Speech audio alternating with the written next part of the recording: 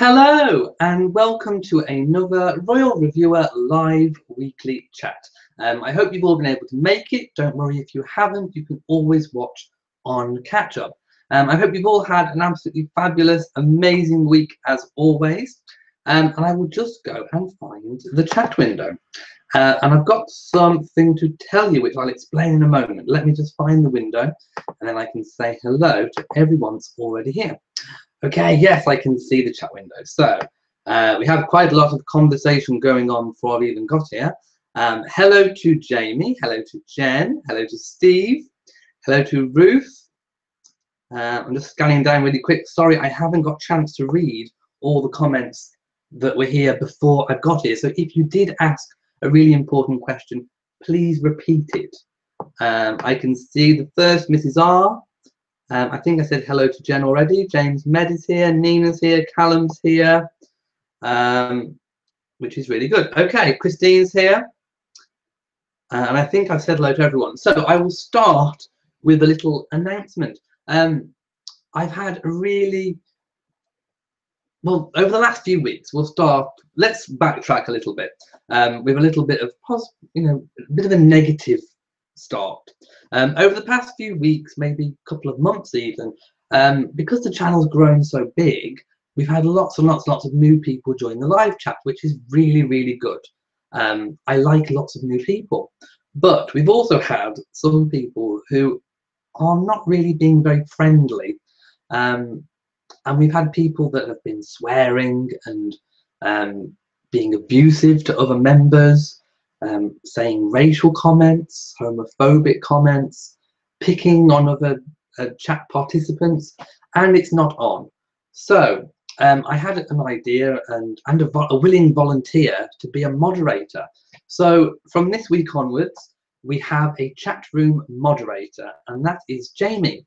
So Jamie is our chat room moderator, and he will be looking out for comments that violate our community standards. And I think we all have an idea about what our standards are. For those of you who don't know, Jamie is otherwise known as Her Majesty Queen Elizabeth II in the chat room. If you're watching on catch up, don't worry, that won't make sense to you. I will refer to the moderator as Jamie. So basically the rules are, it's really, really simple. Most of you abide by these all the time anyway. No swearing, no racial comments, no homophobic comments, no personal abusive comments towards other members. If you do make those remarks, you will receive a warning from the moderator. And if you carry on, you'll get blocked or banned from the chat. It's that simple. And obviously that doesn't apply to, 98% of the regular chat people. It's just this odd 2% that make their way in and try and spoil it for everyone. So I hope you all feel really happy that we've got this in place, and we can carry on and have really good live chats like we used to have before we had all the idiots come in. So let me read out some of the comments. Like I say, if you've left me a comment or asked a question, please repeat it if I haven't seen it. So Jen's been making dinner. Steve's been watching the Royal British Legion Festival of Remembrance. I've actually recorded, I've set my recording so that I can do the live chat and then catch up. Ruth says, Meghan Markle is moving to the UK later this month. Very exciting news. Hope we can talk about that in the chat. Well, I haven't heard confirmation that she's moving to the UK. So I'm afraid I can't comment on that one just yet. But I would like to know where you heard that story. Ruth says it was in Vanity Fair. I will have to check that one out. Jen says they are cousins and cousins don't marry. And I think we decided last week they were something like 16 or 18 cousins removed, which I think is probably acceptable. It's not like they're first cousins.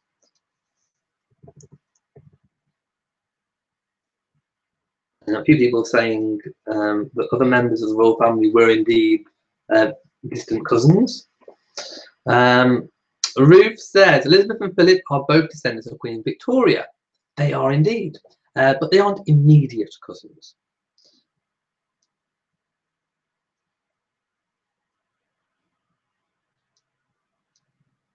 And Jamie's come back with their 18th cousins.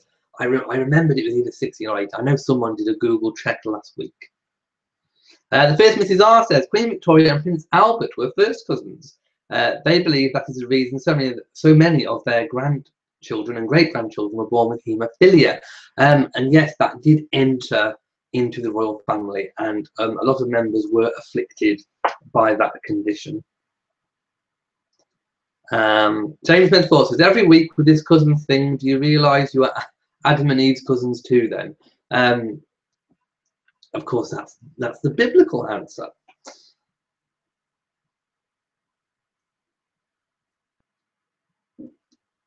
Okay, James Medford says it was common practice for first cousins and royal families to marry. Then when there were birth defects and haemophilia, it became practice that was discontinued. I don't think it'll make any difference with them being 18 cousins removed though.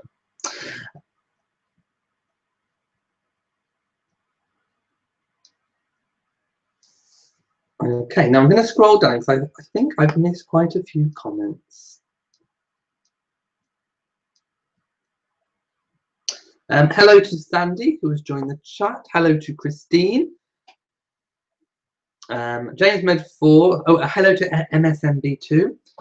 James Medford says, Elliot, the Meghan engagement problem, is this really true? I'm not sure what the engagement problem is. It's certainly not to do with them being cousins. And like I say, there's possibly been an announcement before Christmas, though there have been rumours that they may wait until after the birth of royal baby number 3 for William and Catherine, but I don't think that's true. I think we'll hear something before Christmas, shortly before Christmas. Hello to Jennifer. And Pouty Griller says, if I wanted to send a card to Her Majesty, what address should I use? Well, funnily enough, I've sent my royal Christmas cards to members of the royal family today. Now, I used an online greetings card company to do this, which is the same as what I did last year, and it worked really well. So I basically resent the cards that I already sent. I tweaked the messages inside to make them applicable and congratulate on the 70th wedding anniversary for the Queen and Philip, for example. So I've resent them off, and I've added one more than what I did last year. So I've added Prince and Princess Michael of Kent. I've done the Queen, same as last year, Charles and Camilla, same as last year, the Cambridges and Prince Harry. Now tomorrow I might send some more. I might do the Wessexes, Princess Anne and the Yorks, just to see if I get a response from those too. And of course, when I do get the cards back or letters, I will of course be opening them and showing you guys. So let's wait and see what happens. It usually takes a couple of months. I may even not get a Christmas card or a response back until after Christmas.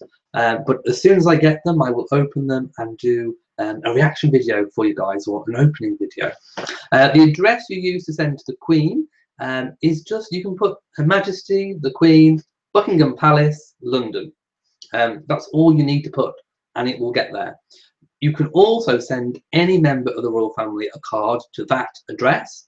And of course that will be passed on or dealt with at the palace.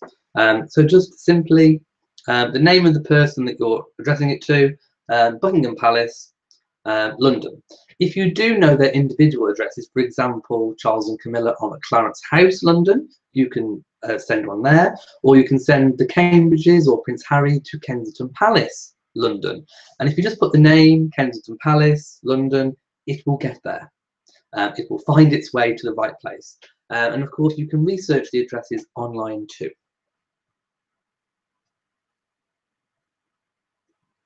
MSMB says, great idea. I think that's about the moderator.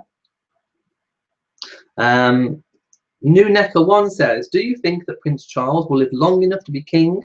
Apparently he might die before his mother, Her Majesty the Queen. Well, anybody could die at any moment. He certainly isn't in ill health at the moment, so there's no reason why he should die before his mother. But of course, with our monarchical system that we have in place, if he did die before the Queen, then obviously the Queen's heir would be William. But I don't think there's any chance of Charles dying before the Queen yet. He certainly isn't ill. Sandy says, yes, and you love it that I've taken action with including a moderator in the chat. James Medford said, good decision.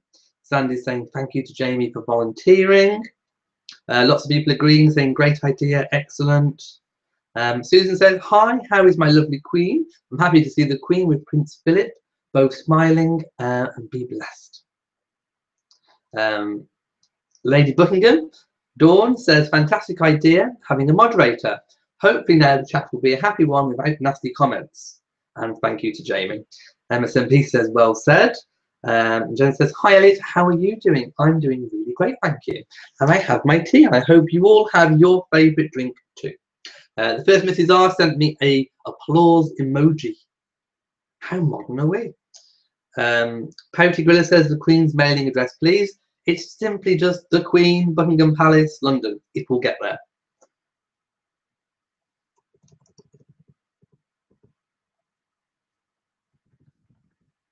Okay, I'm just going up the screen.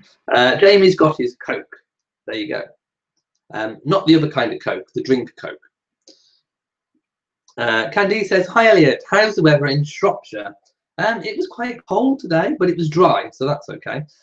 In Victoria, British Columbia, you had your first snowfall. I know, and I'm really jealous. I want snow. I love the snow. But it was gone as quickly as it arrived. Oh no. I really would love a good snow flurry this week. The first Mrs. R says, I know that Meghan's contract for Suits ends at the end of this month, is it, or December? So she'd be free to move then. I think that's probably more likely. I certainly wouldn't have thought she's moving permanently just yet. I mean, we'd have to wait to see what she does with her home, for example, in Canada, in Toronto. Jamie says, read overdressing the Queen again today, and it literally says in the autumn the Queen wears plum, copper, bronze and dark green. We've seen her in the greenhouse turquoise I mentioned, and she just wore plum, so possibly copper bronze this week. And of course Jamie's referring to in recent weeks we've been taking to try to predict or even suggest to the Queen what she might be wearing, and in recent weeks we've actually got it right. Either somebody's watching from the palace or it's just a really big coincidence, but lots of members have suggested specific outfits and the Queen has worn them on many occasions, and also colours. So let's think of another outfit to suggest this week and see if our experiment will continue. And maybe even we could possibly get the Queen to try and communicate through colours. So perhaps we could ask a question and give a colour choice answer. So for example, blue means yes or yellow means no. And the question could be, are you aware of the Royal Reviewer channel? That could be our question. So let's set the colours. You know, should green be yes and maybe red be no? So if the Queen wears one of those colours at a notable occasion this week, we might know. And also I'd like to get a specific suggestion for an outfit to see if the Queen wears that. David Penner says, hello from a cold Chicago. And Jamie's hoping for blue this week from the Queen. Jen says, hi Elliot, how are you doing? I'm fine, thank you. And I hope you're doing well too. Susan says, the Queen and Prince Philip, I love them to be together forever. I think we all do. And well, actually, in fact, we did get confirmation that Prince Philip is enjoying his retirement because he was seen out and about, carriage driving, and of course he's really enjoying his man cave, which is actually a farmhouse or a cottage, as it's been described as, on the Sandringham estate, which is obviously much more cosy, much more practical, and probably more cost effective than opening up the whole of Sandringham House just for one person while the Queen's off working. And he does meet up with the Queen at Windsor for the weekends, and the Queen also tries to make it to Sandringham as much as possible. But he is enjoying his retirement. Sandy says, you love all the videos from Prince Charles and the Duchess of Cornwall's visit to India and Malaysia. It looks like fun. It looked like they had a fantastic visit, and it was, I think it was 11 or 12 days, and I covered all the days. I think they only had 1 or maybe even 2 days off in between that. So it was a really busy, exhausting tour, and it ended up just as fun as it seemed to begin. They were in India, and there was lots of smog, and the Duchess was championing female taxi drivers, which I think is a really good cause. So do catch up on all those videos if you've missed any. I pretty much covered the entire thing, so do go and check those out. Nina thinks the Queen looks beautiful in white. And Mitzi Thompson says, is Catherine having twins? We don't know. She hasn't said. So if anyone's been saying she is going to, they don't know. They're lying. It would be fake news. Okay, Jamie says, this year I think I'll do as much as possible with the cards. But like I say, I've done my first round, and I think I'm going to do some more tomorrow and get the rest finished. The first Mrs. R says, I think that any engagement announcement for Harry and Meghan will happen between November 27th and December the 11th. That's very specific, but it is possible. That would probably be quite a good window. And yes, MSMB, that would be a happy surprise. Jen says, isn't there a zip code? We call them postcodes in the UK. There is one, but it will make it there. If you don't know the zip code, if you just put Buckingham Palace, it will make it there. Believe me. But you can easily find it out on Google. Nina says, Harry has been so happy lately, smiling all the time, which is really good. And of course, he's attended a few remembrance events, as has Prince William this week. Catherine's been out and about as well. So it's good to see her back in action and doing royal engagements. Odia says, hi all, hello to you. Late again, what are we talking about today? Well, we're talking about pretty much everything we've been discussing, sending royal Christmas cards, what the Queen might wear. We spoke about, we've actually got a chat room moderator now to help keep things on track, which is Jamie, who brilliantly volunteered for us. But if you have missed anything, just go back afterwards and you can watch on catch up. You've only missed about 18 minutes of it. David says, how much does it cost for postage for overseas cards to get to London?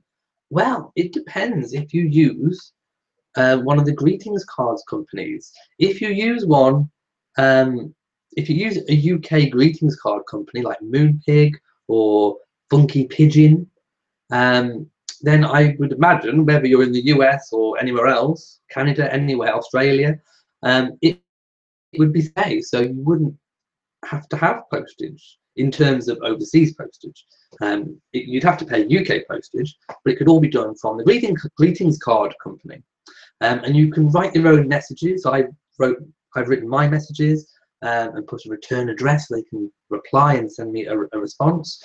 So I would recommend, if you're overseas, use a UK greetings card company, and then you'll save on the expensive overseas postage. Jamie says, I think a Meghan and Harry announcement is imminent. We said it would be now as the Queen's wedding anniversary, but now we know the Queen wants a low key. Maybe she wants Harry to overshadow it. I think it could be any time between now and up till Christmas. New Necker, is that? Says, Lady Louise is a month and 8 days older than me, and she turned 14 this week. So I made a video, a compilation video of photographs about her life. So I hope you enjoyed that. And yes, she's 14 years old, and she's looking like she's growing up to be a lovely young lady. And certainly one of the royals which I'm looking forward to watching and following in the future. You know, who knows what life is going to hold for Lady Louise, whether she's going to become a working royal, although it may be unlikely if the blood princesses aren't yet, or will she get a private job? Who knows? But I'm really excited to see what she becomes, and I think she definitely looks like the Queen.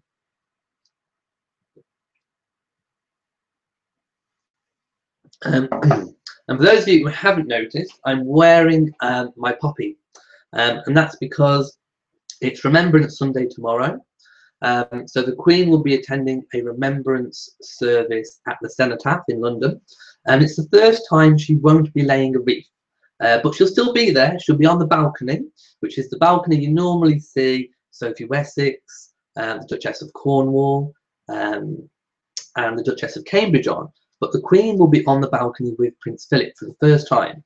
So she'll be watching, she'll be there, but she's not laying the wreath. We'll be laying a wreath on behalf of the Queen. It's unsure who'll be laying his normal wreath. He could be laying two, although I doubt that. He could have somebody representing him to lay his wreath.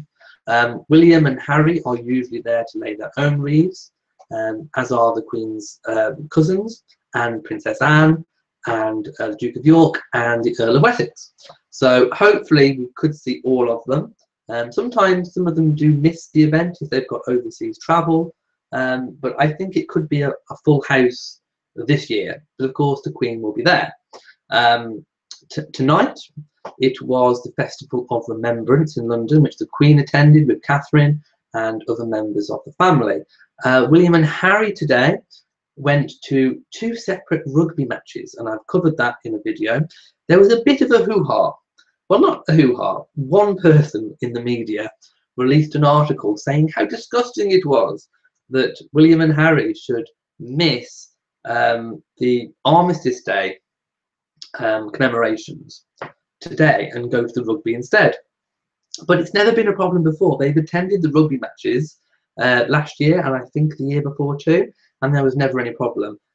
Just because they've attended the rugby match, of which they are patrons of, I think they both took the patronages off the Queen. So they're actually doing a duty on behalf of the Queen by attending those matches. So they are actually working. They aren't just attending those matches for fun. Of course, they are having a good time, but they're working. So there's a bit of a hoo-ha. One person posted comments about that. I don't think it's a problem at all. You know, they are going to the Cenotaph tomorrow. Catherine's represented William at the Festival of Remembrance tonight, and they do their bit. And of course, you know, they're working royals and they have to try and get that balance of engagements. And I certainly don't think they've been disrespectful not attending one event today. So just let me know what you think in the comment section about that. And I think it was quite irresponsible journalism of one person who will remain nameless, but kind of trying to evoke that kind of reaction that I don't think is justified. But let me know what you think.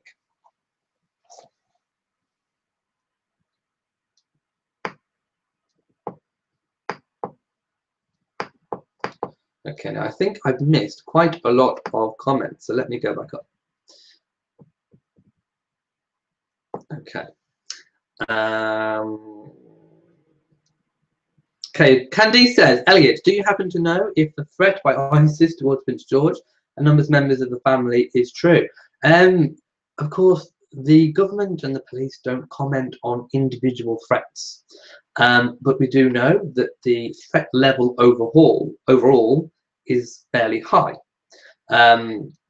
It's not critical, but it's high. And we do know that threats are made towards celebrities and members of the royal family and politicians all the time. So it wouldn't be out of the realms of possibility to think that threats have been made towards members of the royal family, but nothing official will of course be released. That would be quite inflammatory to do so, and also, you know, would probably undermine any police operations trying to investigate and stop these threats. So my answer is it probably is true. And Jamie's agrees. It says typical extremism, fear mongering. Nina says Catherine wore plum too and she looked very nice. Jen's doing good. David says, how long have Camilla and Prince Charles been travelling in Asia this autumn? It was 11 days. It was a really long tour, and they packed in lots and lots and lots of engagements into those days. So I think they come back and had a couple of days rest.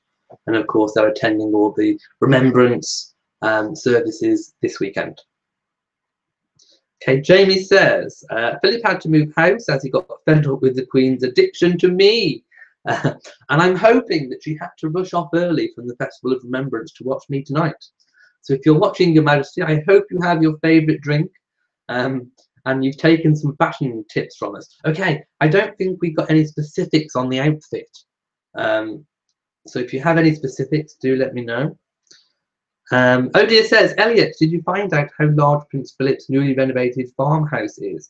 I didn't find out how big, but it looks fairly big from the photographs. There is no details on how many square feet, I'm afraid. But you know, if you do look, if you can find it on the Google Maps, it's a fairly substantial property. So I wouldn't like to estimate the square footage in case I'm wrong. But it is very sizable, and it certainly probably, you know, isn't everyone's idea of a cottage. It's probably a little bit grander than that. Jamie thinks Catherine is having a baby or two. That could be true. Let's hope it is a baby and not just wind. Karen Dixon says the Queen will wear a deep, and red touches of forest green. When pine and holly berries in her hat in December. You could predict that. Let's see if you're right. MSB says, sorry to have to go since it's so much more enjoyable with Jamie moderating. I will watch you on catch up and thank you. Well, thank you to you too for staying, and I hope you enjoy on catch up. The first Mrs. R says, a first class letter greeting card from the US to the UK is $1.15 US per card. Well, there you go. And I don't know about the American stamps. Wendy Stevenson says, any comments on both princes attending the rugby instead of their royal duties tonight at the Festival of Remembrance? Well, I just spoke about that. And of course, they are attending remembrance events and engagements over the course of this weekend. But they also had duties, royal duties, on behalf of the Queen to attend those rugby matches. They are patrons of that rugby match, well, of the rugby teams. Welsh rugby, I think it was, and English rugby. So they have to do that duty too, I'm afraid. And of course, they are attending other remembrance occasions over the course of the weekend.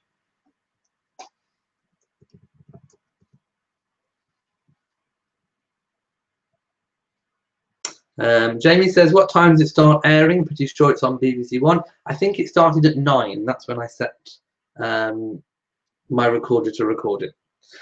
James Medford says, Lady Louise has wonderful manners with the Queen and quite a young horsewoman. She loves carriage driving. She's taking after her grandfather, Philip, and she is very into horses and carriage driving. So I think she will be a very accomplished horsewoman by the time she's older.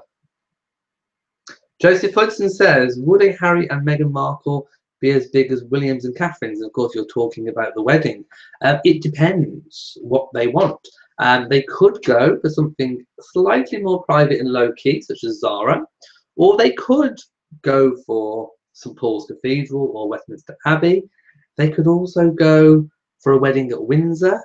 So there's lots of options, and we don't know which one that they would favour. Something more personal or something more public. I'm thinking it probably would be public because of the interest, and also let's not forget that Prince Andrew's wedding was also a big public occasion like Diana and Charles's. So because he's a high-ranking royal, it could be a public event. I'm thinking that more than private, but we don't know. That would be entirely up to them. But let's get the first step out of the way first, which is the engagement announcement. So one step at a time, let's get that done first, I think. Oh dear says, it is Remembrance Day here in Canada today. So this is why you were late. Your memorial service is just a block away here and many people attended. Candice says, the Blood Princesses. Sounds like they are a couple of vampires. No, they're not vampires. It's just a term we use because they are the only blood-born princesses that we have in the UK. And a lot of people find it quite hard to get their head around that they aren't working royals, being our only blood princesses. Catherine says, how many houses does the monarchy own? I never heard of the house where Prince Philip has his man cave. Is there a list someplace? There probably is a list of all of them someplace. Of course, there are so many, I can't reel them off. Lots of the smaller individual houses, cottages, farms are on the estates as a whole. So they kind of come under the umbrella of the houses and cottages and farms on the estate of Balmoral, on the estate of Sandringham, in and around Windsor. So there's, of course, Kensington Palace, Buckingham Palace. So the amount of properties available are vast. But of course, like I say, they usually come under the umbrella of Balmoral, Sandringham, Kensington Palace, Buckingham Palace. But I'd imagine there is a list somewhere. But there's so many to reel off, I don't think I could possibly get through them all. Christine says, for the new baby, you like Caroline for a girl. And I think Caroline is a real name too.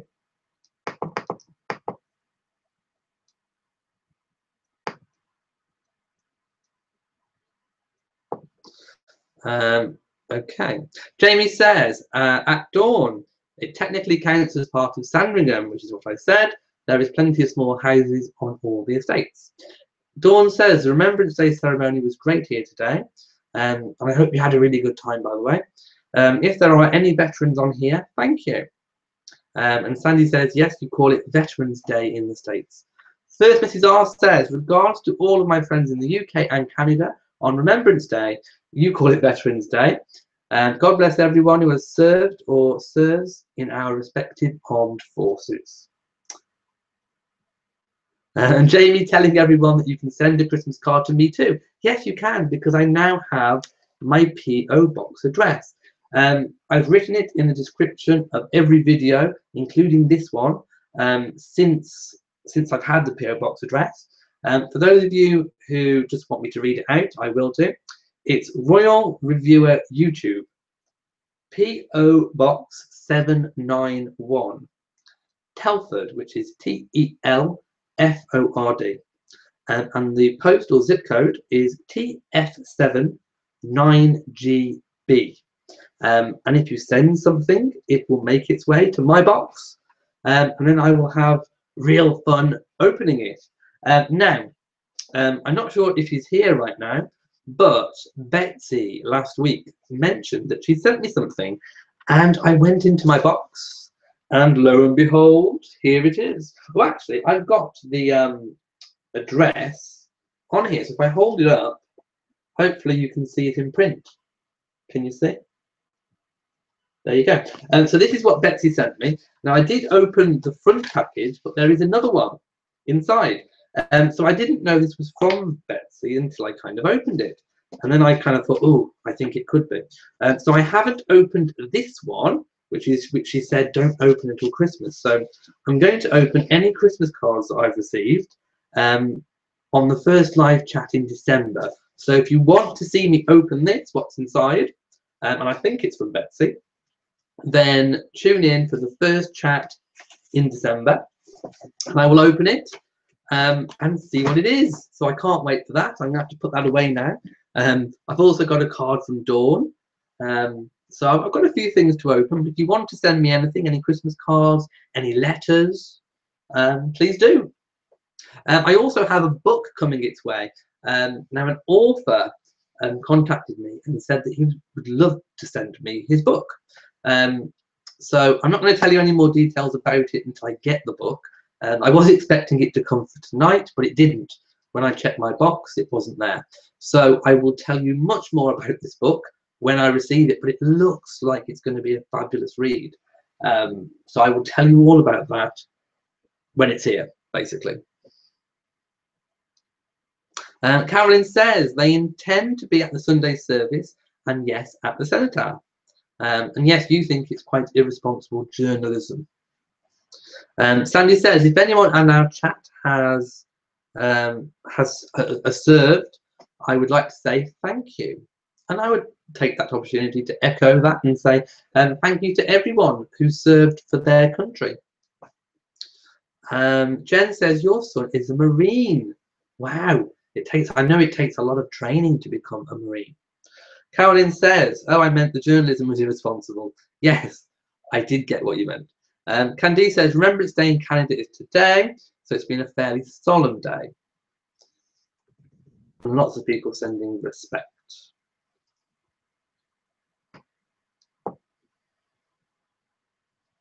Oh, hang on, let's go up. First Mrs. R says, I don't think it's an issue. They acted very respectfully and were dressed more formally than they normally are when they go to a sporting event. And of course, you're talking about the princes, Prince Harry and William. Jamie says, you showed me the outfit you were talking about earlier this week, but I can't remember the last time she wore it. So let me know the outfit when she last wore it, and I will suggest it to the Queen. First Mrs. R would like to see the Queen wearing something with a fruit or floral pattern. And Steve says the poppies are just about to fall in the Royal Albert Hall. I will watch it as soon as I get off live chat. I will put it on. But it sounds brilliant. H.A. Bracken says, hi Elliot, it's been a month since you've been here. I think it has. It's been quite a long time. What's the new Attenborough interview about? Aha, that's something I do have on my notes. So the Queen was seen filming a new documentary with Sir David Attenborough. And it looks, you know, I mean, the Queen never does interviews. So this is probably as close as what we're going to get, possibly to an interview, although it will be very specific to the topic of conversation. Now, I'm not entirely sure exactly what the documentary is going to be about. It's not due to be aired until sometime in 2018. We don't have a definite month or any dates. Just know that it's upcoming in 2018. And the Queen did let slip, I suppose, a little quip about her own mortality, a little joke with Sir David Attenborough. So I think she felt comfortable with him enough to be able to, you know, make a little joke about the fact that, you know, she is as old as she is, and more towards the end of her life than more towards the start of it. I just think it showed her sense of humour, and I can't wait for that to come out. Jamie says, if we're going by the book dressing the Queen, then she's expected to wear bronze, copper or dark green. She is indeed. Jen says you come from a military family background. The first Mrs. R says, I have a question about blood royals and uniforms. Prince Charles, Andrew, William and Harry were all active military. Princess Royal did not, but she does wear a military uniform at times. It's because she is a colonel-in-chief of the regiment of which she wears. So that's why she has a uniform. And of course, when you see her trooping the colour, you see her in her uniform.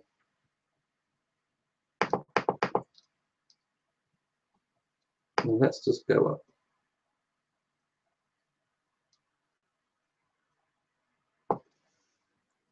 Okay, Vinnie Blair says, hi everyone. I think the princes do not have to attend every Remembrance Weekend event. It would be quite a lot. And of course, I think they're being unfairly singled out because, you know, the Queen hasn't attended every single one. Prince Charles hasn't attended every single one. I think it's just because the events they were going to were rugby. But I think people failed to forget that they're the patrons on behalf of the Queen for those rugby. I don't know what you call it. Rugby. It's not specific rugby teams. It's kind of like the rugby Welsh Rugby Union or the English rugby. So it's that overarching branch of the rugby. They're patrons of that. So they kind of have to, you know, turn up to the key events involved in rugby. So I really don't think it's a problem.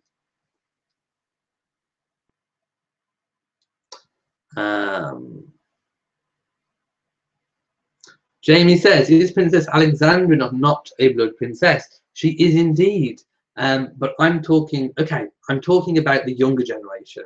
They are the only young generation to take the slap of blood princesses. And I think people, you know, are kind of a little bit confused as to why they're not more involved.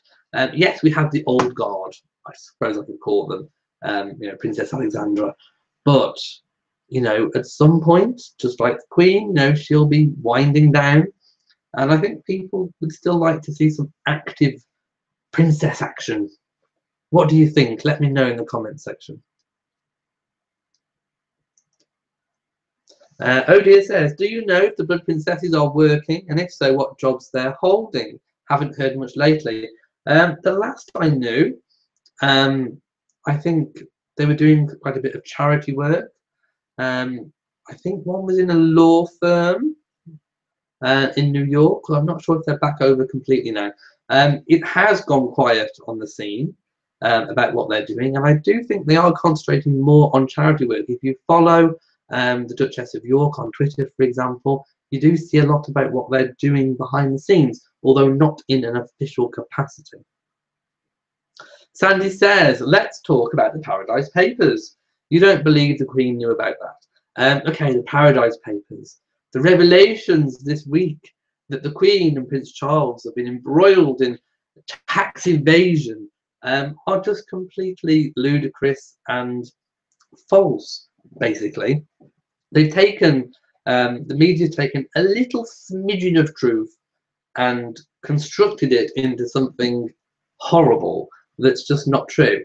The Queen's private income comes from the Duchy of Lancaster, of which she is head of.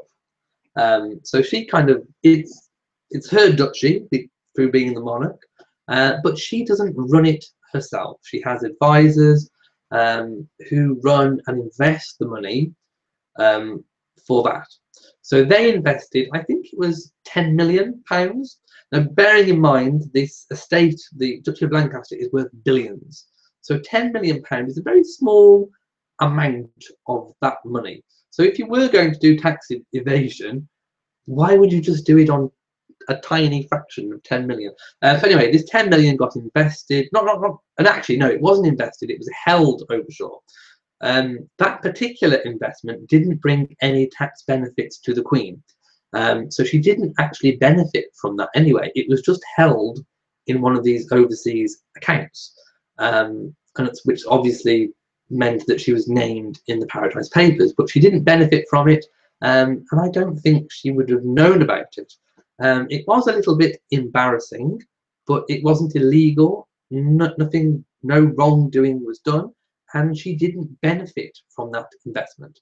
So we can kind of park that issue of the Queen's involvement, I think.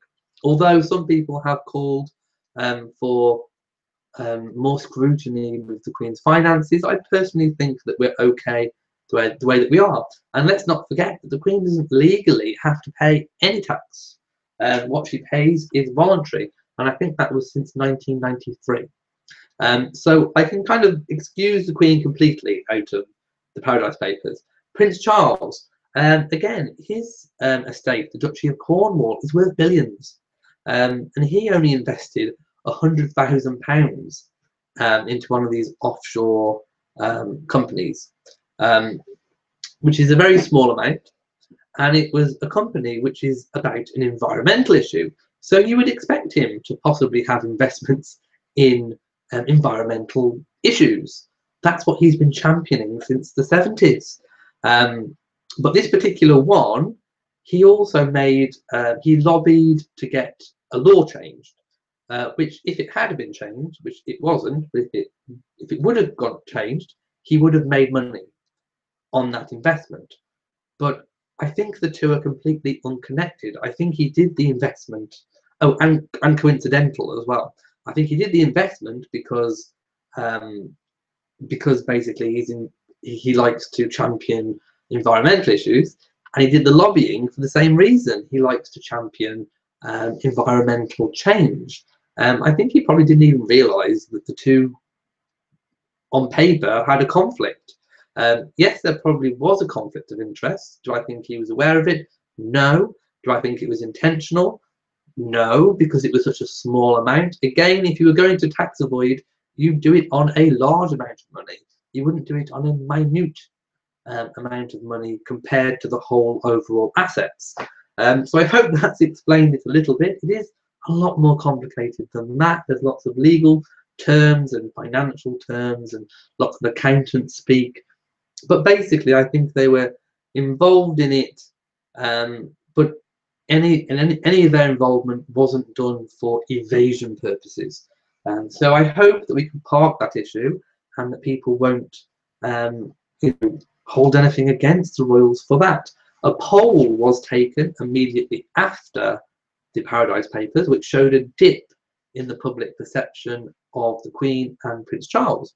Again, I think that was quite a snap poll to make, and I would like to see a new poll done in a few weeks. And I bet, once the storm is over, the storm in the teacup, then I think everything will be okay again.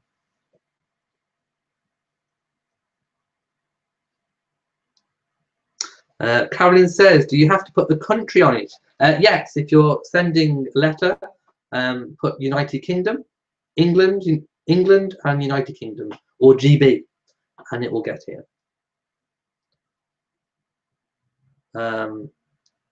And Jamie has put the address on. Oh, of course, my postcode, it has GB on it, so there you go. You don't need to put the country, it's just GB at the end of the postcode. There you go. Cindy says, hello Elliot, hello to you Cindy, and you love this channel. Thank you so much, I love having you. Jamie says, in Ireland we call it we don't have an army day. And Jen is of course very proud of her son. James Bedford says, Elliot, you look snazzy. Are you going out on the town? No, I always look like this.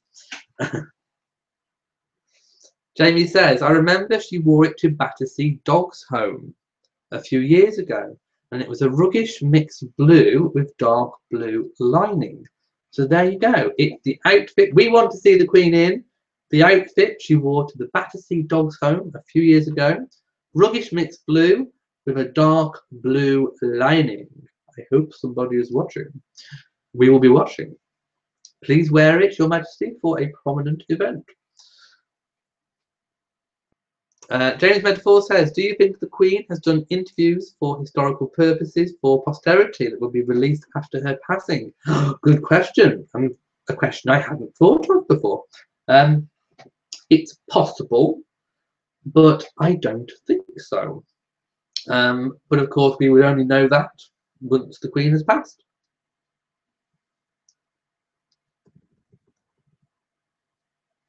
Carolyn says, I see no reason that either the Yorks should not be doing things for the Queen. I think it's a matter of the fact that William and Harry and Catherine weren't fully working royals at the time. Now that they're taking on more and more duties from the Queen, over time there could be the capacity for the blood princesses to take on more duties, and I think that's the time when they will come into their own.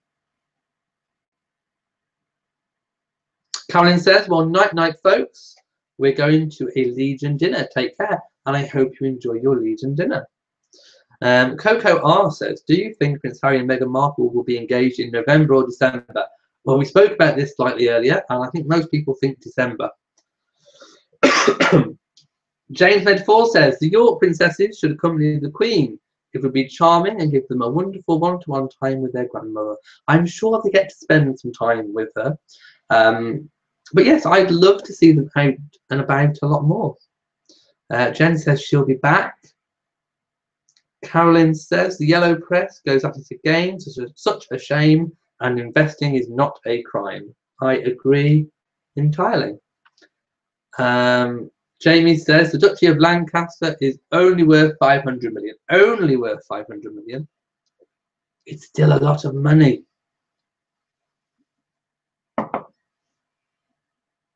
The Crown Estate is worth billions. There you go.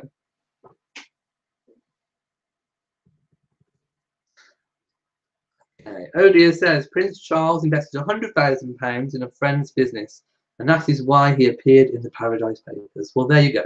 But it was an environmental business, which I think says it all, because it's the kind of thing that Prince Charles would invest in.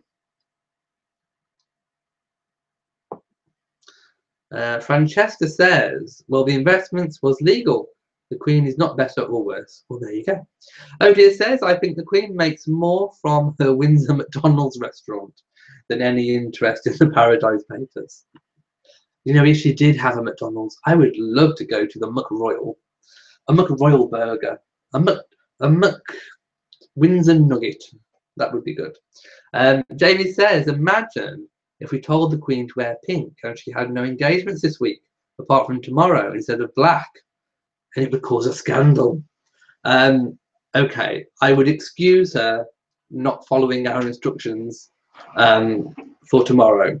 But let's hope that she wears the Battersea Dogs outfit for this week. Okay, Vanal Candice says, I've always loved your little bow tie. You remind me of a Playboy bunny. Thank you so much. Oh, by the way, Candice, you were right. I posted a picture on Patreon today of one of my handwritten birthday cards for people who are patrons who are $10 a month or over. They get a birthday card, and one has been posted out today for Candice. So congratulations to Candice on your birthday in a few weeks' time, and I really hope that you get that card before your birthday. I know it normally takes roughly about 2 weeks to go overseas, so I'm hoping it gets there in time. Vinny says the media can be so dangerous, or disingenuous rather. I'm trying to read with very small writing. You doubt that the poll was done by someone anti-monarchy, some anti-monarchy body, and they polled Republican-minded people. Probably, you're probably right there. And Jamie says the Crown estate is technically worth £33 trillion. There you go. And of course, if that was counted as the Queen's personal wealth, I think she would be the wealthiest person in the world. But you can't, because of course it's held in trust for the nation. So I think when they normally do the Queen's private wealth, it normally comes out round about 380 million-ish. Which I say only, you know, she's still a very wealthy lady, but certainly not worth 33 trillion, because of course she can't sell anything from the Crown Estate or the Duchy of Lancaster to make a personal gain anyway. Jamie says, can I have a McQueenie with a side order of crowns? The Windsor McDonald's I'd have to go to. Sandy Harrison says the York sisters should absolutely take on more engagements, and Harry's worked a lot this year. I think he has indeed. And Candy says you knew it. Thank you so much. I just really hope you get it in time for your birthday. So let's hope the airmail goes fast, and it's not sent by a ship instead. Nina says, do you think the Queen has ever eaten at McDonald's? You don't eat that stuff. It's hard to tell. I mean, she may have been curious at one point and sent someone out. We know that Catherine and William use takeaways. They use a takeaway in Kensington. I think William likes Indian food. I think that's his favourite. He likes spicy food. And they often send one of their servants out to the takeaway to get the food. So we know that the royals do have takeaways. It wouldn't be without the realm of possibility that the Queen could have sent for a McDonald's. Who knows? Let me see. Odia says she does own McDonald's in Windsor. You're not joking, it's true. So when you visit Windsor Castle, stop in. Please make a video of the Royal McDonald's. I would love to. Jamie says the Guardian is anti-monarchists. Avoid, avoid. Well, I don't read the Guardian, so I do avoid. Jamie says Business Inside the UK is very pro-monarchist. Like them on Facebook. They do have a lot of investing videos on the monarchy. There you go. Have a little look on Facebook. Okay, I think I've gotten down to the base of the comments. So please just let me know any questions that you want answering. And I'm just going to check, see if I've spoken about lots of the things that I wanted to. Ah, yes, the video I made. William revealed this week that Prince George was envious of the fact that William got to ride a digger in a recent engagement. And we know that Prince George likes mechanical things, and he likes helicopters in particular.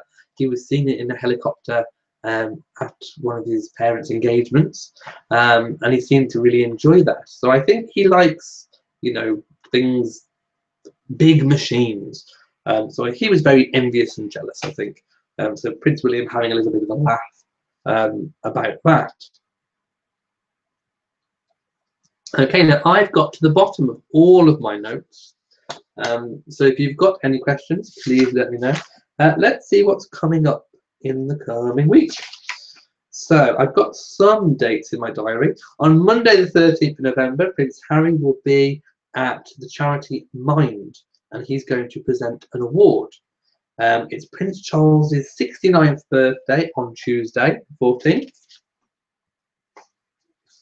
So that'll be good. And on the 25th of November, I'm going to be posting all my $10 a month or over patrons' Christmas cards. And of course, that will be a handwritten Christmas card from me to you.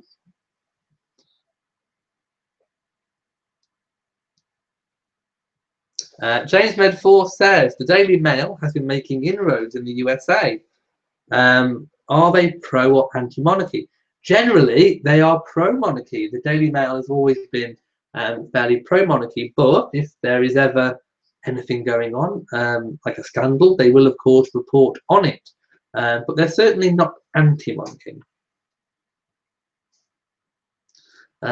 Jamie says, Philip, get back here, silly Duke, and give me the barbecue sauce. I'd imagine that's what he'd say if he was in Mcdonald's. Jamie says, will Prince George grow up to be a contractor? A contractor? Do you mean like an engineer? Who knows? Prince William had a helicopter pilot job before he became a full-time working royal. Queen Elizabeth, as Princess Elizabeth, learned how to fix engines of jeeps and other vehicles like that. So who knows? Maybe it's in the blood. Jamie says, well, if he likes big machines, then the monarchy is perfect for him. It is indeed. It's one of the biggest machines. Francesca B says, I don't want Camilla as queen. What do you think about her being a queen? I think that the wife of a king is a queen consort. And when Charles is king, his wife should be a queen. And that is what it is in UK law. And I think we should follow our law. Jamie says the Guardian were the ones who started the whole Bright House thing. And of course, Bright House was one of the investments that the royals had, and Bright House charges a lot of interest for weekly payments for people who might want to, pay for a washing machine or a fridge. And it kind of exploited a lot of people who were probably financially vulnerable. But yes, the Guardian were the ones that started that. Lots of irresponsible journalism going on. Oh dear says, I'm signing off now. Best to all, and see you next week. See you next week. Charlie Brown says, Sarah, Duchess of York, has been in the news quite a lot lately. Does that mean that Prince Andrew and Sarah will officially get back together as husband and wife? Well, they've been together and kind of not together and together and not together for a long time, and I don't think we're going to see a change in that yet. I think they're going to continue to live together. They have their Swiss chalet in Switzerland, and I think they're probably quite happy with their lives. And Jamie says, Camilla should be the McQueenie, a McQueenie burger.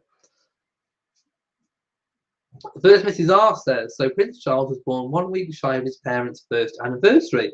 They were busy securing the succession, of course, as lots of young married couples do. Candice says, this has been a very nice and peaceful chat this week. Wonderful idea to have a moderator. Thank you, Elliot and Jamie. And yes, I did see that the moderator was working very hard at the start of the chat, because there was quite a few comments that I didn't even get to read because they were that they'd been modded So I take it that they were inappropriate comments, and it worked really well that Jamie got there first and was able to get rid of them before I even got to the comments. So I'm really happy that it's worked really well, and I think we should continue with having a moderator for the coming weeks. What do you think? Let me know.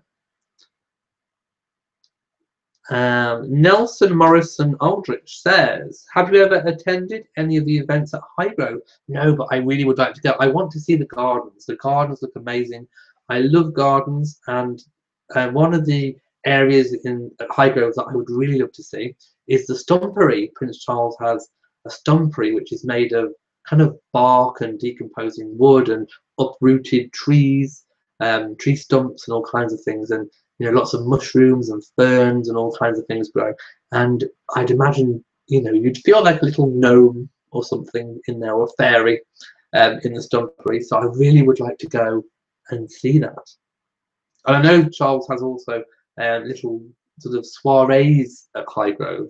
I think he uses a harpist, which he has playing. So I would love to go. If anyone's watching, please invite me. And you said you see Christmas lunch is sold out. Well, I'd imagine it's quite a popular thing. I would love to have Christmas lunch there if I live closer. Vinny says, I think when the Queen was younger and babysat the grandchildren a lot, she probably tried some fast food. It's entirely possible. Who doesn't like a cheeky burger? I'm sure the Queen does too. Jamie says, do royals have girlfriends and boyfriends when they're teenagers? You wonder. Well, William did. I think William was still a teenager when he met Catherine. I think they met when they were 18.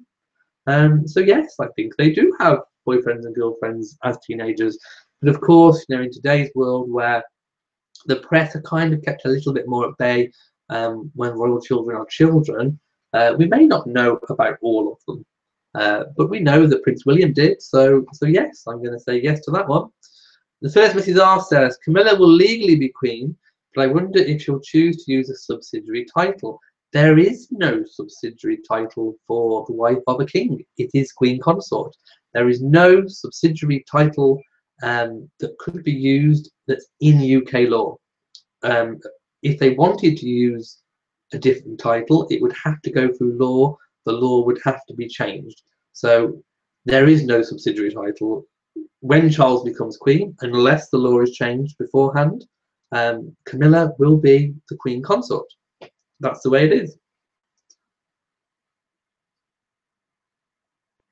James Bedford says, absolutely, have a moderator. Very good job at moderating. And I think we should all congratulate Jamie for being a really good moderator. You've been amazing this week, so thank you so much. Jamie says, personally, I want Camilla to be crowned, but I don't think she will, as too much don't like her. It makes no difference whether people like her or not. She will be Queen, like I say, unless the law is changed. Jamie's inviting me to go to Highgrove. I wish you could. And Francesca says, good idea to have a moderator. Last Saturday was horrible. There were a lot of horrible comments. You are quite right. Charlie Brown says, how often does Prince William and the Duchess stay at their country home? They are permanently stationed in London. We think weekends as much as they can. And of course, in family holidays, such as when the royals are at Christmas, or at Sandringham for Christmas, then the royals will return to Anna. I think whenever they have a break away from their royal duties, they can go to Anna Hall, but of course not in term time, because obviously the children are at school. Because, well, Prince George is at school and Charlotte's at nursery. So that would leave weekends.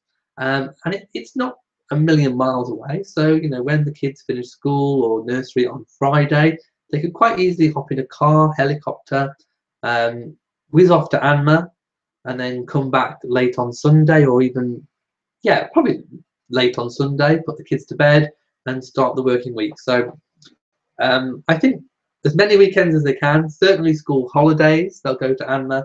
And the next big one, obviously, is Christmas.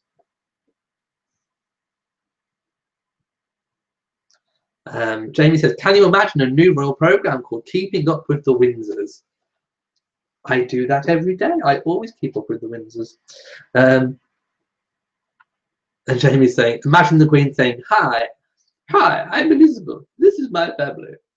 Okay, my Queen accent's not very good, but you get the drift. That would be quite funny.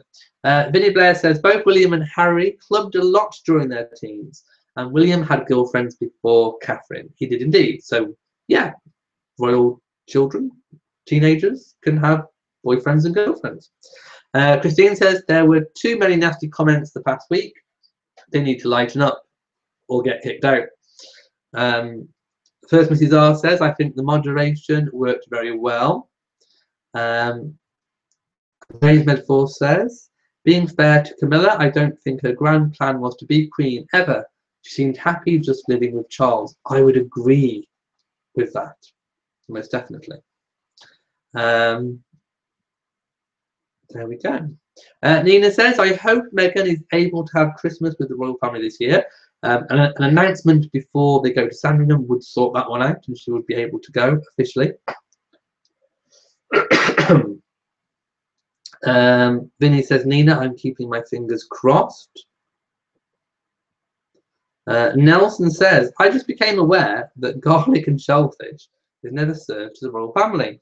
I understand the garlic, but buy the shellfish, too expensive. Well, as we know, shellfish can sometimes cause gastric problems. And of course, the Queen doesn't want to get ill. So I think that's that reason. You know, she wants to protect herself from as many illnesses as possible. And of course, one of the reasons why she wears gloves in public too, all the handshaking, you know, a lot of germs going around, and want to or can't afford to be ill. And take loads of time off. So, of course, you know, she'll want to protect herself as much as possible. First Mrs. R says, James Medford, I agree. I think she's very happy being married to Prince Charles, but if things have been different, she would have been happy to be the royal mistress. And actually, I agree with you entirely. I think Camilla was quite prepared to be forever the other woman in Charles's life. If Diana had been able to come to terms with the relationship and being able to share Charles, and I think Camilla would have been quite happy to have been the royal mistress. Of course, we know things didn't go that way.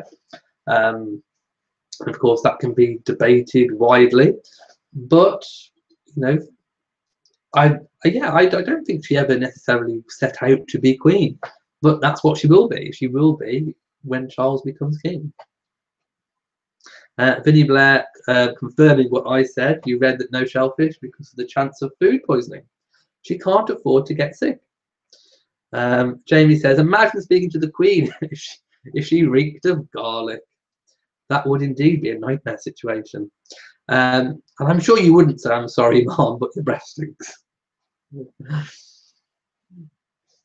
Nina says, does Camilla do solo engagements? Yes, she does.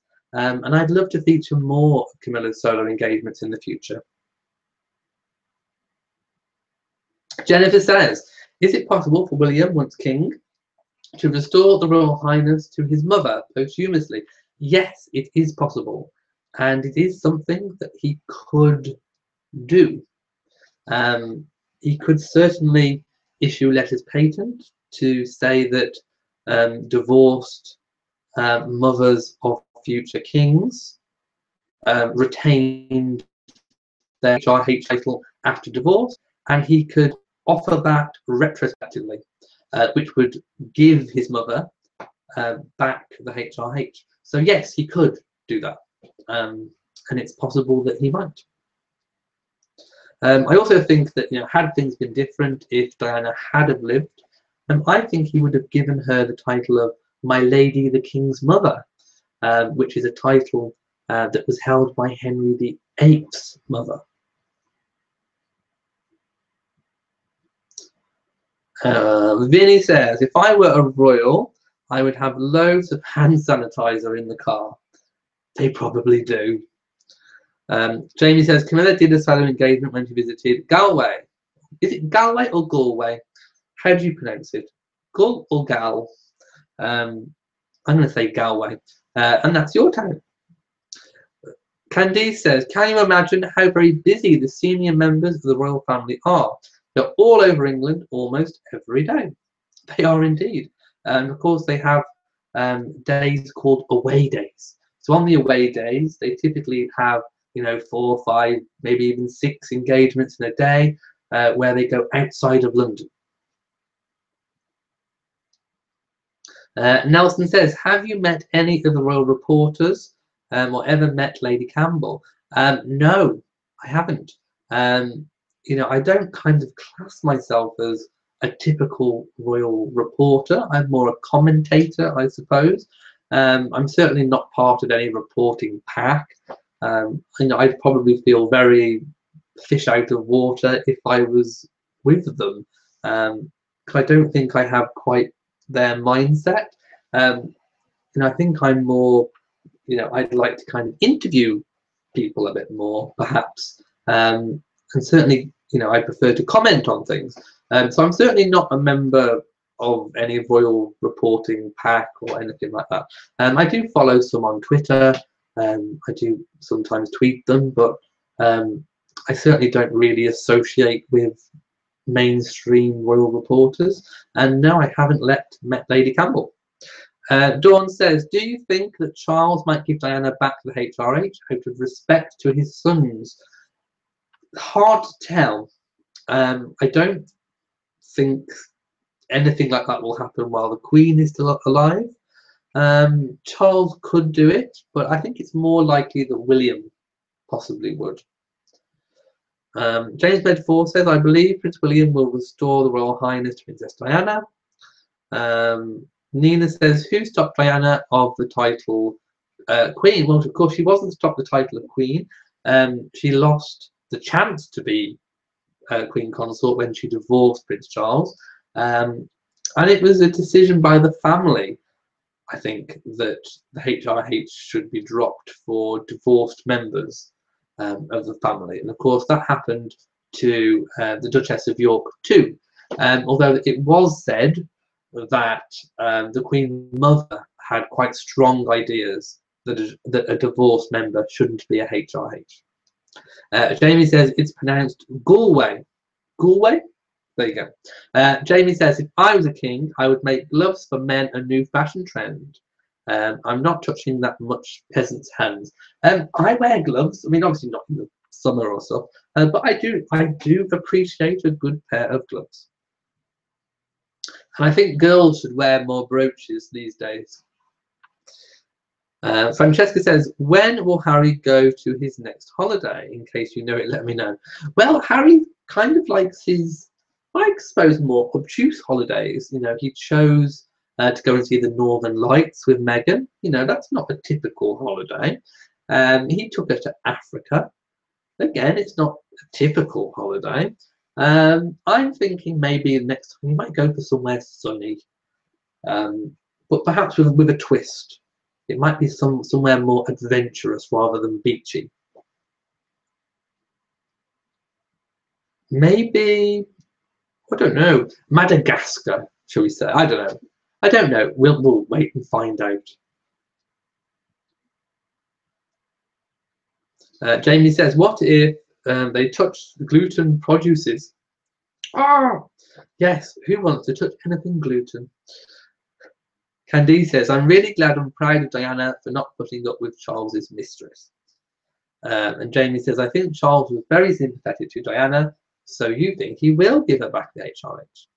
Karen says, I think Charles and Camilla felt denied their love early on and have come full circle, but unfortunately to the detriment of their spouses in the time between. I would probably agree with that comment.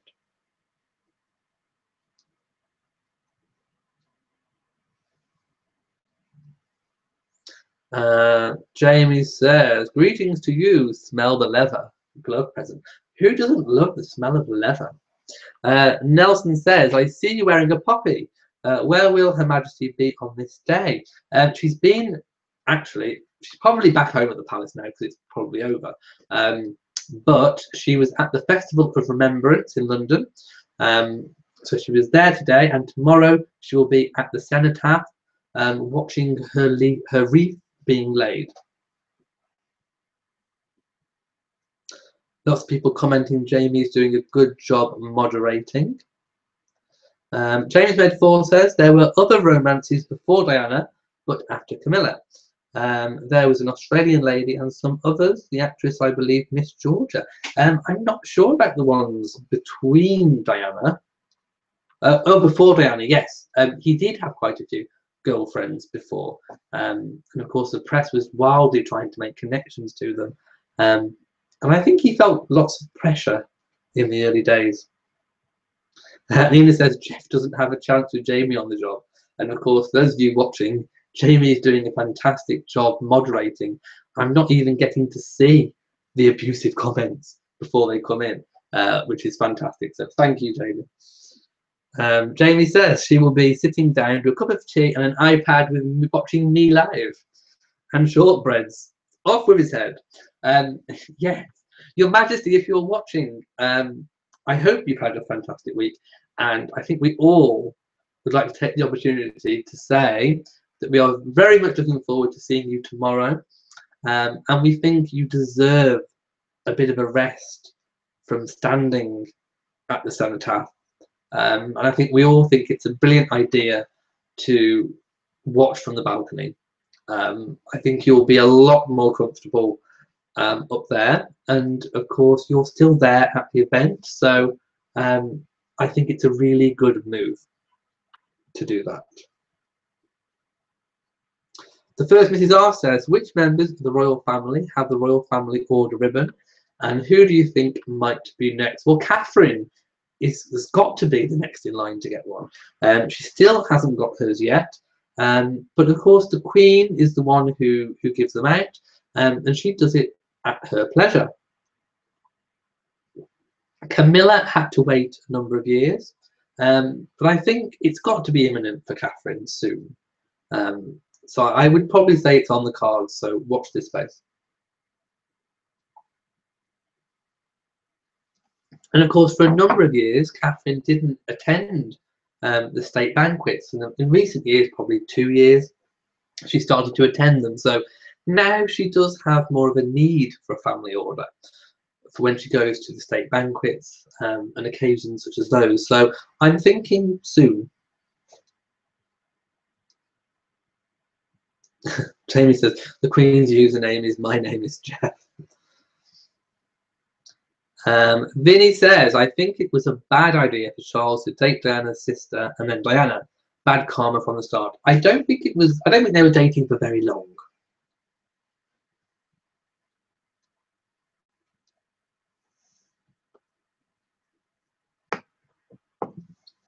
James Medford says, Elliot, what are the bookies in England travelling as the royal baby name? I haven't looked at the bookmakers yet. Of course, that will kick into overdrive the closer we get. So I think I don't think they have been taking any bets yet. I think it's a little bit too early. They usually do it a couple of months, maybe 3 months before the birth. So I think in the new year we'll be looking a lot more at that. But I think lots of the royal traditional names will probably be suggested, possibly Elizabeth, Victoria, those kind of names. But we'll definitely, I promise, look more at that closer to the time. I think it's slightly too early for the bookmakers yet. Melody agreeing it's better having a moderator. Francesca says, what do you think about the Daily Fail? Oh, you mean the Daily Mail?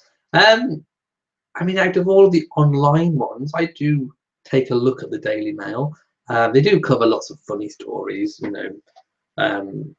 stories that aren't royal as well. But they do also, have quite an extensive, royal kind of section, I suppose. So I think they are one of the more sympathetic papers to the royal family. So yeah, I don't really have a problem with the Daily Mail.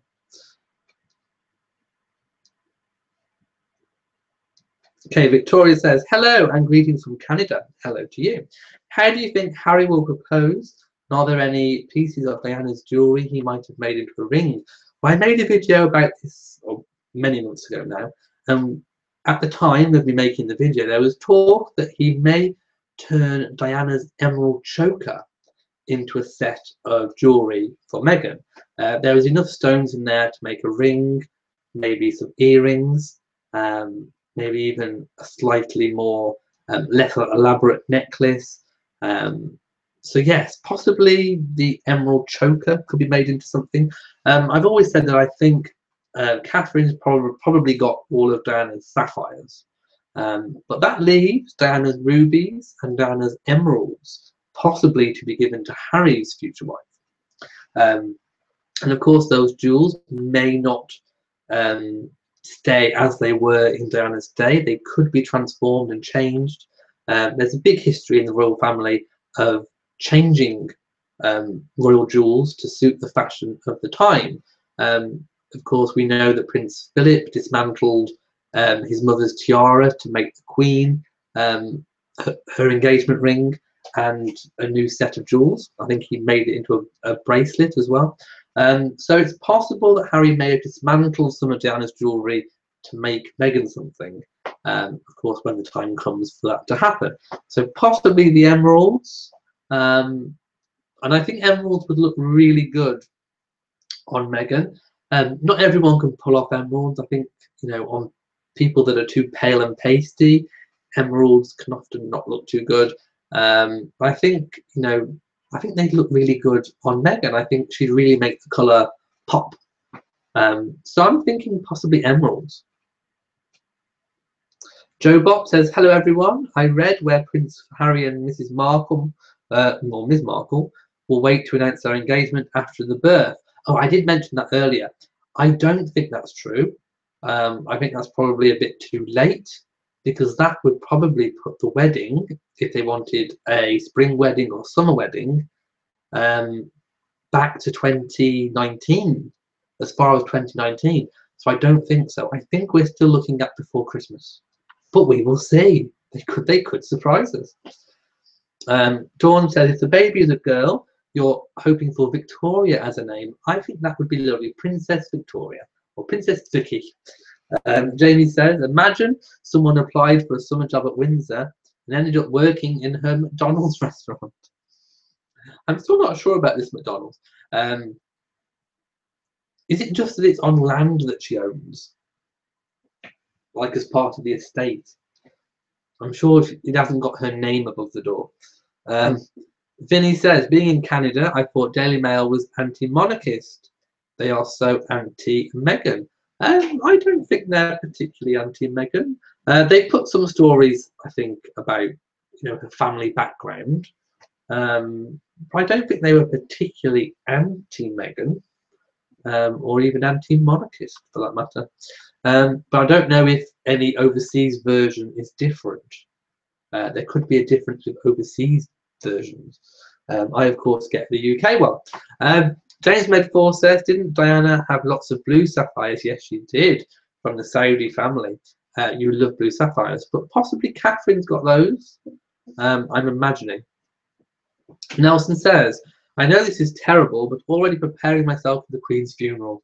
Passport and hotel booking when this occurs. Any advice? Already told the boss won't be around, got a funeral to attend. I think you're a little bit ahead of yourself.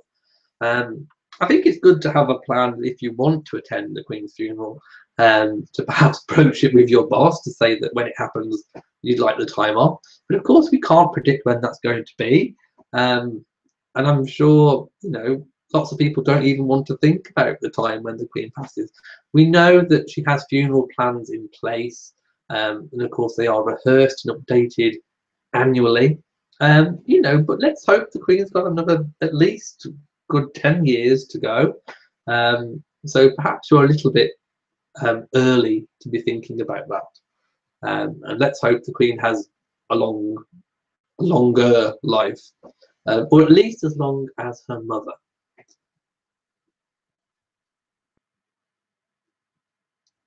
And lots of people agreeing, oh my God, that's awful. No one wants a queen to die. That's true. And Jamie says, yes, it's on her land. There you go.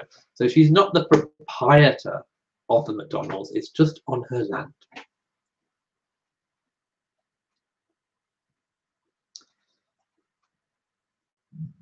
Okay, Jamie says, who knows, Nelson? She might have time off booked for yours. That's very true. No one knows when they're going to go. Or quite when. Candice says, I very much hope Catherine receives a family order soon. She certainly deserves it by now. Married to a direct heir for 6 years, given birth to 2 children and 1 on the way. She works hard on her role. I think it's probably about time that she should get the family order. James Medford says, Elliot, the Pasadena Playhouse here in Southern California is putting on a production of the play Charles III. I didn't like that production. There are ads everywhere for it, and it makes me remember your distaste for it. Yes, I didn't like it. Although I did say at the time that I thought maybe it would work better as a stage show than it was translating to the screen. Why don't you go and see it and tell us? Tell us if it's any better than it was on the telly. But I did remember thinking it's probably written more for the stage than a translation to TV. So, you know, go and find out for me. Let us know. Karen says, Nelson, didn't her mother live to be over 100? Yes. Don't make funeral plans just yet.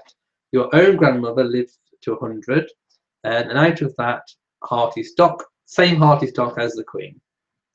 And yes, Francesca B, maybe she'll live to 120.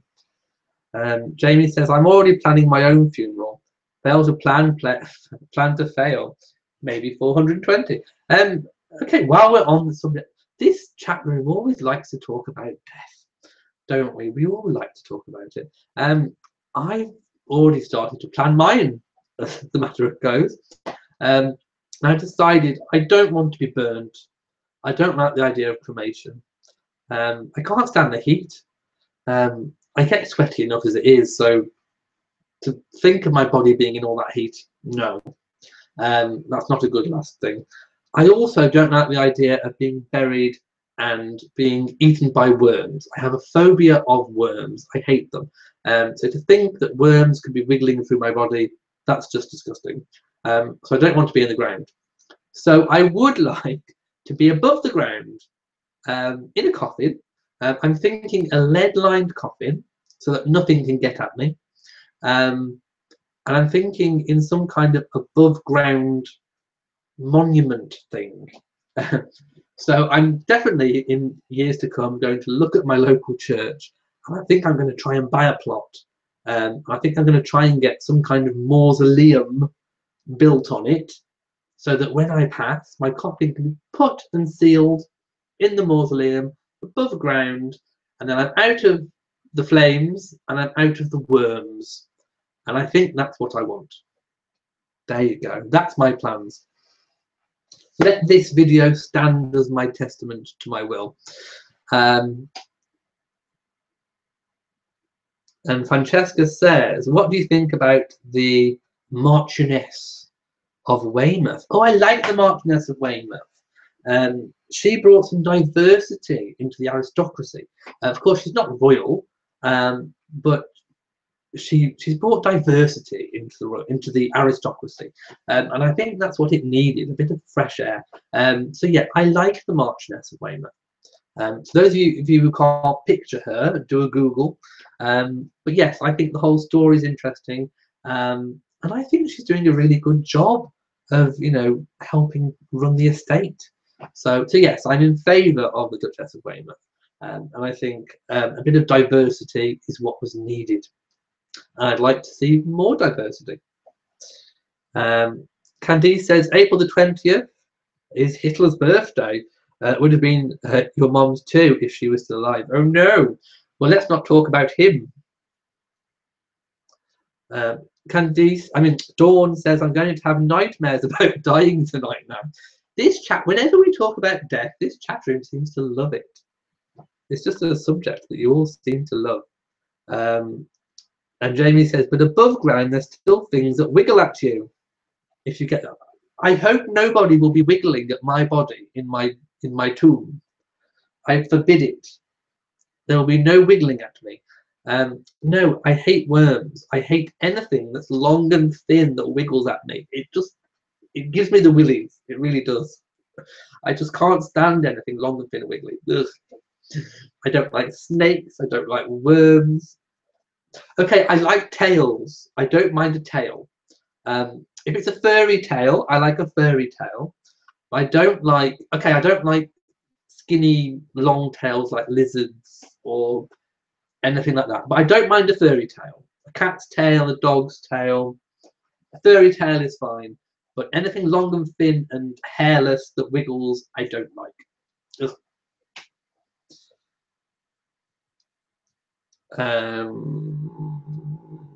Candice says, lead line coffin for me too. Nelson says, my new 12-week Shih Tzu Susan wants to potty outside. So you're off to do that. Well, I hope you've enjoyed the chat. And I hope you enjoyed the Shih Tzu pottying. Jen says, I want to be frozen. Let it go, let it go. Oh, not that frozen. Okay. Vinny says, I think the Queen would do better without the Duke. No! I think he would go quickly if she were to die before him. Let's not even think about that. Jamie says, we will cement an iPad on your coffin with the chats on constant replay. How would I charge up? Karen says, long live the Queen. Everyone sings it. Good possibility. Christine says, this is too morbid. Most people in this room like the morbid talk. Jamie says, it gives me the willies. Was that a pun? No, it does. It gives me the willies. I don't like them. Nina says, I hate spiders. Dawn says, how can you garden if you can't stand worms? Well, if I see one, I usually flick it away with the trowel and run off screaming. I don't like them. Or I just cover them up really quickly with dirt. Jamie says, do you like wiggle chocolate fingers? I forgot to get something ready. Okay, bear with me. I haven't gone anywhere. I'm still here. I was going to get something for you guys. Okay, I'm back. I'm back. I've got some fabulous fingers. I bought a pack of my favourite Cadbury's Fabulous Fingers. So here's my lovely Fabulous Fingers. And in a moment, I might try one. They're Cadbury's Fabulous Fingers. As you all know, I do love a fabulous finger. They're my favourite type of finger. These are fabulous fingers, and they're chocolicious. They're absolutely amazing. They're totally different to normal fingers because they have a chocolate inside with a white bit, and then the chocolate. And they're lovely. And it says chocolate biscuit fingers with 2 layers of velvety smooth Cadbury's milk and white chocolate. I might try one for you live in a minute.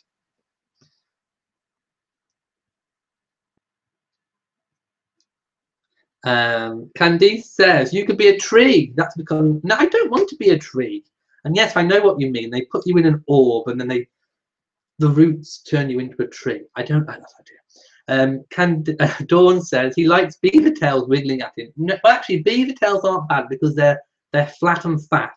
I don't mind flat and fat. The first Mrs. R says, I want to be wrapped in linen or cloth or cotton shroud and be buried in the ground. You just want to be part of nature.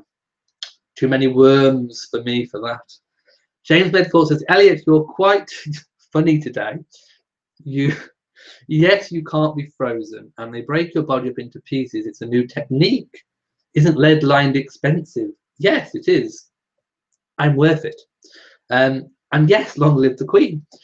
Jamie says, I'm in stitches, a royal chat, and we're talking about wiggling things and Shih Tzus going to the toilet and willies. Nina says, to be a tree, wiggly things will get him. Exactly. I'm not having anything long and thin and wiggly on my person. It's just wrong. Jamie says, can you imagine the Queen listening to this conversation? Oh no. I do apologise, Your Majesty, I really do. Dawn says, I want you to make a video of you running off screaming. Who would film it? I'd be running off. Jen says, what's wrong with words? They're long and thin and hairless and wiggling, and they've got little wiggle. No. The first Mrs. R says, the Queen has excellent genes. She's still rather robust. So I hope she'll be with us for years to come. I echo that sentiment. Joe Bob says, hello from Shanghai. Just remembered that I noticed how Prince Harry visited your second home of Chicago last week, joining the Obama Youth Summit. He did indeed. Seems like they're great friends. I think they are definitely. And of course, they visited each other's houses. So yes, definitely friends. Candice says, fabulous fingers, please try one. Francesca says, your teeth will thank you. I have immaculate teeth, thank you. Lady Buckingham says, Jamie says, oh God, my fabulous fingers. I'm getting to them, I really am. Vinny says, Elliot, you are missing the whole point of death. You won't know what's going on with your body. I will, because I'll know now. And I want to know what's going to happen to it. So I will know. I will know exactly what's happening to my body. Christine says, yum. Candice says, beaver tails are yummy. I still haven't seen what a beaver tail is. I know what a pregnant beaver looks like. Jamie says, they aren't flat when they're heavily pregnant running around. Don't start me on the beavers. Jamie says, I think you can splurge on a lead-lined coffin treat. Treat yourself. I need one. I'm going to buy it before I die, because then I can try it out for size. I'll just hop in and hop out again and just make sure it's comfy. You know, you want something comfy, and if it's not comfy, I'll have something put in there that is comfy. Sandy says, Elliot, you are hilarious. Jamie says, we all love a treat. Why not a lead coffin? Why not indeed? Francesca says, good night, people. I wish you a wonderful Sunday. Good night to you. Jen says, Elliot, do I go fishing? No, because of those things on the hook. Have you seen those things on the hook? They're disgusting. I had to go from my job and I had to take the children fishing. And then this man brought out this box of this plastic box of these things wiggling. I nearly ran. I can't even speak. There's this pot of these things wiggling. And then he said, pick one up and put it on the hook.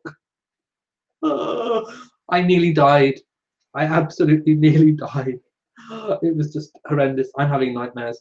I really am. I literally screamed and said, I can't do it. I really can't do it. I said, you're going to have to do it. I can't do it. So I made him do it. No, I will never, ever do the wiggly thing on fish. It's just, they're maggots. They're disgusting. Ew. Candice says, and we're off with the beavers again. Dawn says, eat a finger, I'm hungry. Jamie says, I can't read that out. I'm not reading that out. You should moderate yourself. Yes, you should time yourself out. And you're going to send me a lead-lined copy to my PO box. Nina says, oh my God, so funny. Jen says, oh my God, you're scared of worms. Jen says, they don't, but they wiggle. They wiggle and they're horrible. I don't like them. No. Okay, I'm opening my fingers. Look. I love the smell of a fabulous finger. First Mrs. R says, ew, doesn't he know they have fake worms? I don't want a fake or a real one. They're horrible. Okay. Right, this is a fabulous finger. Let me introduce you. This is a fabulous finger. And it is absolutely gorgeous. Oh, let me sniff my finger. Let me sniff my lovely chocolate finger. Ah, oh, that's lovely. Ah, I'm going to suck it.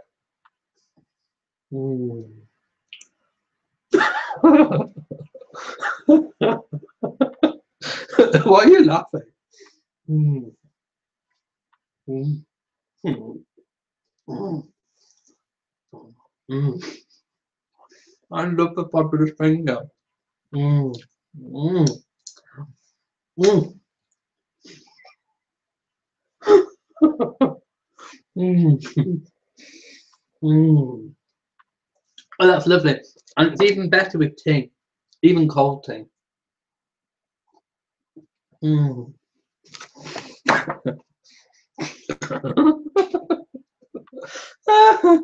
Okay, I'm laughing.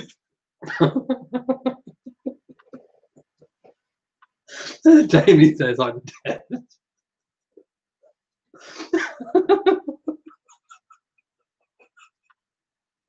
Oh no! Not again. Okay. Jen says that she loves my laugh. My eyes are watering now. Nina says, Dawn says this video is going to be.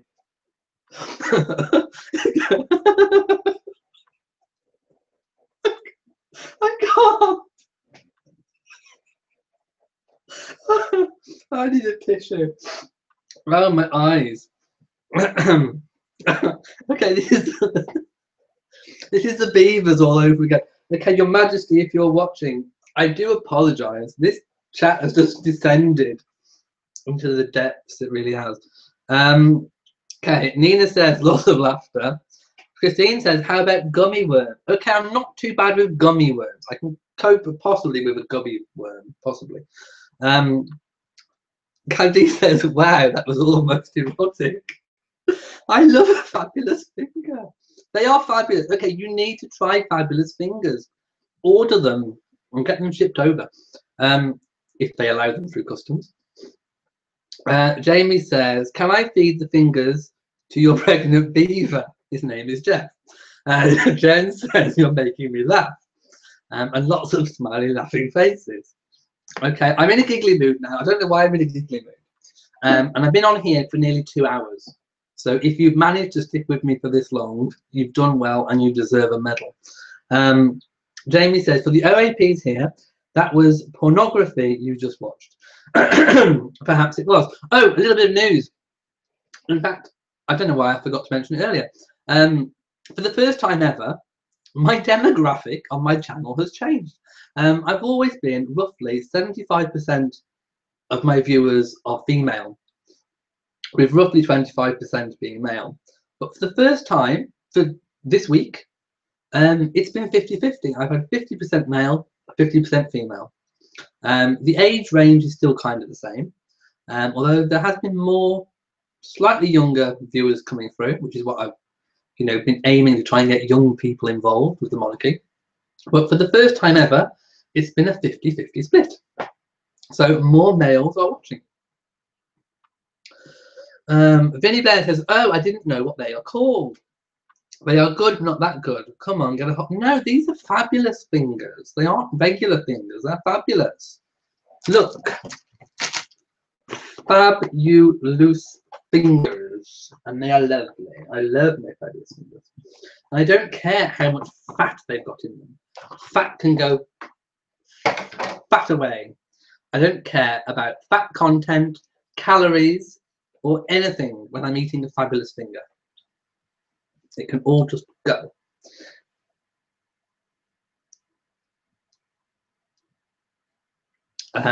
Joe Bop says, I deal with worms anytime before, no, not snakes.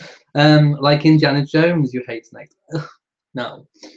Oh, I saw a dead one on the road once. It was horrible. And someone just left it and it was all squashed and horrible. Dawn says, see what happens when there is a moderator. Chat lasts longer because people are enjoying themselves, especially me. I have enjoyed myself tonight. Jamie says, I'm a loner when it comes to demographics. You probably are. Candice says, it was the talk of death that made you giggly. Maybe it was. Cindy says, oh, Elliot, we sure love you. Cindy Markle, are you a relation to the Markles? Jamie says, however much you eat, you're still going to fit in the lead-lined coffin. Well, I can have it several sizes too big. And then if I get fatter as I get older, then I'll still squish in. Jen says, eat another finger. I don't think I should. Dawn says, I heard you eat them standing up. There are no calories if you stand up. Well, I've heard that if you eat only half as much, if you eat half the calories, then you can have twice as much. Jamie says, fabulous finger on the floor. There are no fabulous fingers on the floor. They are here. It was just the wrapper on the packet on the floor. Nina says, good night all. Have a fabulous finger week. Jamie says, the floor is being fabulously fingered. Can you see them? I think you can actually. What? The worms in Florida are jumpers? They don't jump. Oh, don't even get me started on those foul leeches. Ugh. Ugh. They make me retch. They don't jump. A jumping worm. If there are jumping worms in Florida, I am never, ever, ever, ever going to set foot in Florida, ever. Vinny says, now you're messing up your house. Are you sure it's tea in the cup? Yes. Jamie says, if you eat nothing, you can get small. You can indeed. Candice says, Elvis had a really big coffin too. Or maybe he loved a fabulous finger. Jamie says, the Daily Mail is a fat leech. Well, I don't mind if you're thin, fat, or whatever. I don't care. Eat as many fabulous fingers as you want. And Jen says, yes, they do. Well, how do they jump? They haven't got legs or feet. How high do they jump? I don't even want to know. Why am I asking? That's just gross. Ugh. Candice says, I'll take a worm over a horrible spider. I'm not bad with spiders. I held a tarantula. There you go. Jamie says, did you share your fabulous finger with Elvis? No. He died before I was born. So it would have been a very dead fabulous finger.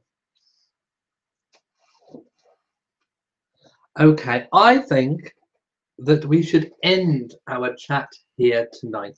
I've had an amazing, fabulous finger time. I hope you've all had a really good time too.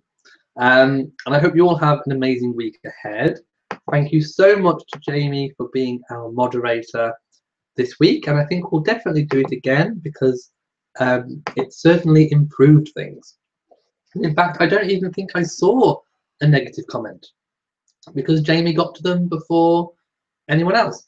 So I hope, oh, my bow tie is all crooked. Oh no. How long has it been crooked for? Probably ages. Okay, so please look out for all the remembrance videos, possibly coming tomorrow, possibly one tonight even. I don't know, I may have a rest tonight after all that. So yeah, so have an amazing week. Join me next week live at 10 o'clock on Saturday for another Royal Reviewer live weekly chat. So from me in Shropshire, goodbye.